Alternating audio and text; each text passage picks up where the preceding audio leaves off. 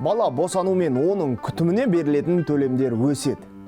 Ақпарат Экспресс-ка сайтында шықты. Елімізде жүктілікке, босануға және 1 жасқа дейінгі бала күтіміне берілетін төлемдер ұлғайтылуы мүмкін. Осылай деп Тамара Дүйсенова айтты.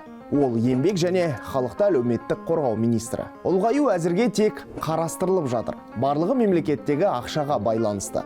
Яғни мемлекеттік әлеуметтік сақтандыру қорының қаржылық тұрақтылығы ескеріледі. Ал такси жүргізушілері мен тамақ тасушылар әлеуметтік төлемдерден тыс қалып отыр. Ешқандай аударымдар жасамайды. Бұлай болмау керек. Бұл салада елімізде 500 000 адам жұмыс жасайды, дейді Тамара Дүйсенова.